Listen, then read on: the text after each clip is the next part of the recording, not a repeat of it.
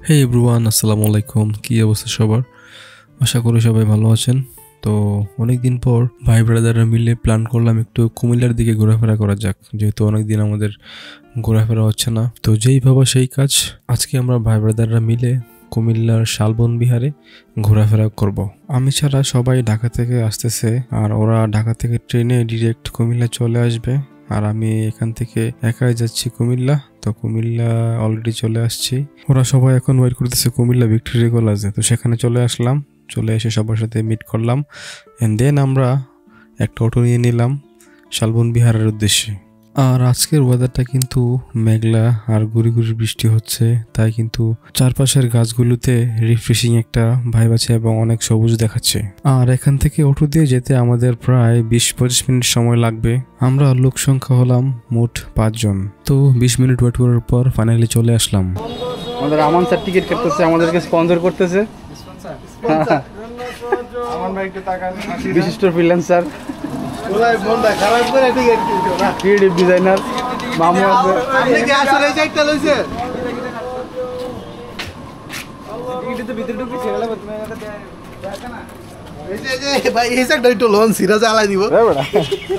আচ্ছা, টিকিট এতটুকু লেগে টিকিট কিনছে, শেষ, টিকিটের কাম শেষ। তো ফাইনালি আমরা চলে এলাম। এই শালবন বিহারের পাশ দিয়ে কয়েকবারই আমার আসা যাওয়া হয়েছে, বাট ভেতরে আসা হয়নি। তো ফাইনালি ভিতরে আসতে পারে খুব ভালোই লাগতেছে এবং এই জায়গাটি সম্পর্কে আপনাদের কিছু ধারণা দেওয়ার চেষ্টা করব।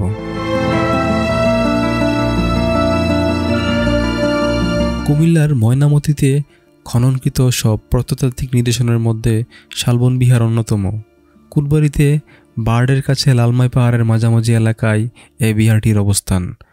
বিহারটির আশেপাশে একসময় লাল গজারির ঘন বন ছিল বলে এই বিহারটির নামকরণ হয়েছিল শালবন বিহার। এর সন্নিহিত গ্রামটির নাম শালবনপুর। এখনও ছোট একটি বন আছে সেখানে। এই বিহারটি পাহাড়পুর বৌদ্ধবিহারের মতো হলেও আকারে ছোট।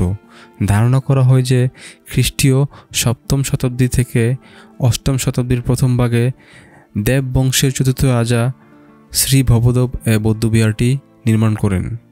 শালবন বিহারের 6টি নির্মাণ ও পুনর্নির্মাণ পর্বের কথা জানা যায়।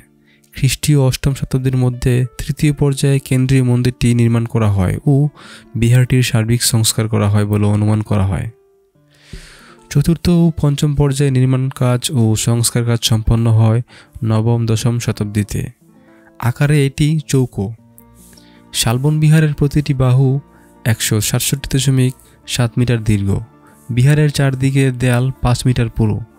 কক্ষগুলো বিহারের চারদিকের বেষ্টনী দেয়াল পিট করে নির্মিত। বিহারে ঢোকা বা বের হওয়ার মাত্র একটাই পথ ছিল। এ পথ বা দরজাটি উত্তর ব্লকের ঠিক মাঝামাঝি স্থানে রয়েছে। প্রতিটি কক্ষের মাঝে 1.5 মিটার চৌড়া দেয়াল রয়েছে। বিহার অঙ্গনের ঠিক মাঝে ছিল কেন্দ্রীয় মন্দির।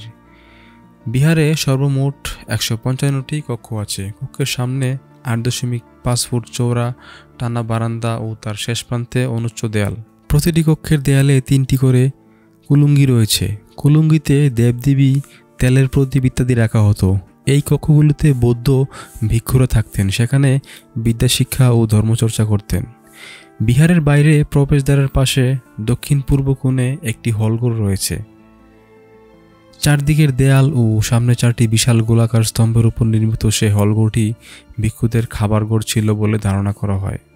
হলঘরের মাপ 10 মিটার গুণন 20 মিটার। হলঘরের চারদিকে ইটের চৌড়া রাস্তা রয়েছে। প্রত্নতাত্ত্বিক খননের মাধ্যমে বিহারটির ধ্বংসাবশেষ থেকে 8টি তাম্রলিপি, প্রায় 400টি স্বর্ণ ও রৌপ্য মুদ্রা এবং অসংখ্য পোড়ামাটির ফলক বা টেরাকোটা এবং সিলমোহর, ব্রোঞ্জ ও মাটির মূর্তি পাওয়া গেছে। এগুলো বাংলাদেশের প্রাচীন প্রত্নতাত্ত্বিক ঐতিহ্যের স্বাক্ষর বহন করেছে। শালবন বিহার আমাদের ইতিহাসের একটি অমূল্য অংশ, যা শুধুমাত্র স্থাপত্যের সৌন্দর্য নয়, বরং প্রাচীন বৌদ্ধ ধর্ম ও সংস্কৃতির গৌরবময় চিত্র তুলে ধরে। এই ধরনের নিদর্শন আমাদের অতীতের সাথে সংযোগ স্থাপন করে এবং ঐতিহ্যকে নতুনভাবে আবিষ্কার করতে সাহায্য করে। তো সময় এবং সুযোগ করে আপনি আপনার প্রিয়জন বা পরিবারের সাথে সুন্দর এই স্থানটিতে ঘুরে যেতে পারেন। আমরা যেদিন গিয়েছিলাম সেদিন বৃষ্টি থাকার কারণে গুড়ি তেমন মানুষজনের ভিড় দেখা যায়নি, বাট কোনো বন্ধর দিন বা হলিডেতে আপনারা যদি যান সেখানে হয়তো বা লোকজনের ভিড় থাকতে পারে। তো সব মিলিয়ে আমাদের সবারই কিন্তু দারুণ একটা সময় কেটেছে এখানে। আর এরপরই আমরা গিয়েছিলাম বৌদ্ধ মন্দিরে, বাট বৌদ্ধ মন্দিরের যেই ব্লগটা সেটা এর পরবর্তী ভিডিওতে আমরা দেখানোর চেষ্টা করব, কারণ এখানে এই ভিডিওটা অনেক লম্বা হয়ে যাচ্ছে। তার জন্য আমরা পরবর্তী ভিডিওতে বৌদ্ধ মন্দির স্থানটি দেখাবো ব্লগের মাধ্যমে। আর আপনি যদি একজন ভ্রমণপ্রেমী অথবা প্রকৃতিপ্রেমী হয়ে থাকেন, আমাদের চ্যানেলটি সাবস্ক্রাইব করে পাশে থাকুন পরবর্তী ভিডিও পাওয়ার জন্য। আর ততক্ষণ পর্যন্ত সবাই সুন্দর ও সুস্থ থাকুন। আল্লাহ হাফেজ।